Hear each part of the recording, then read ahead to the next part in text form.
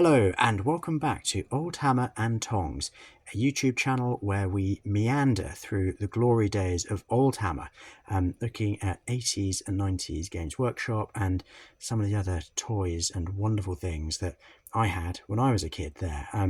We're exploring my old collection and also looking at some of the wonderful treasures that I picked up since I got back into the hobby a few years ago. So today we're going to look at the Space Orks plastic box set. So when I first discovered Games Workshop, it was when my dad and I were in Brighton when I was about 7, and we walked past this bonkers shop and went in, and he bought me the Imperial Guard version of this box set. You've got 36 superbly detailed plastic miniatures, and it really was absolutely brilliant. Multi-pose, it changed my life. Back in those days, you could also get a similar box for Space Dwarves, one for Space Marines, and this one. Now, at the time, this Space Orks box was the one I didn't have. Then a couple of years ago, I decided I was going to join the Old World Army Challenge and do a Space Orks army. So I needed this box set. And I found a very nice chap on eBay who sold it for a reasonable price and also gave me a bit of backstory. So we're going to look into that a bit. But first off, let's look at the box itself. I mean, it's absolutely stunning. Box cover art by David Gallagher, a complete legend. He also did the Space Dwarf cover art. And if we just look at the detail here, so I think these are Evil Sons.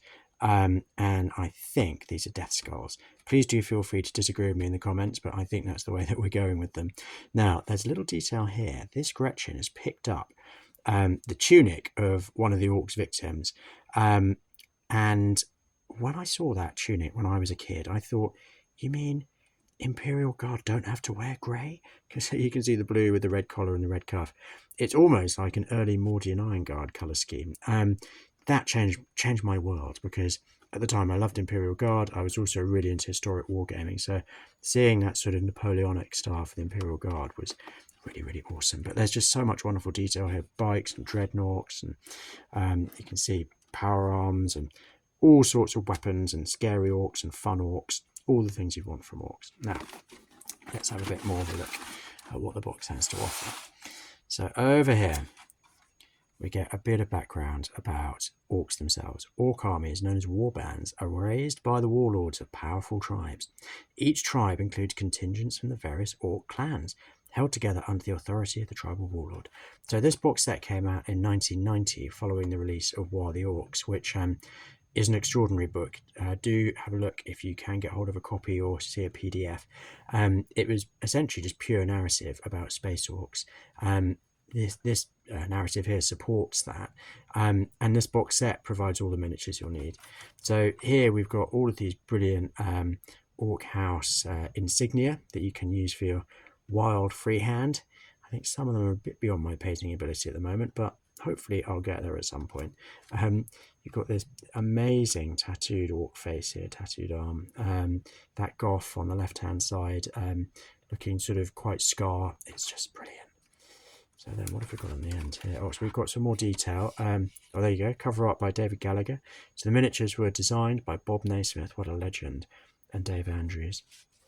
And then here, this is what they would look like if you got them and painted them all up as Evil Sons. This is what you would have to enjoy. And I mean, this painting is absolutely brilliant. Look at these freehand flames. The freehand flames on that plasma gun, that is really absolutely fantastic. And look at the detail on that mohawk. The fact they have mohawked full stop is totally badass, but the detail on that really is phenomenal.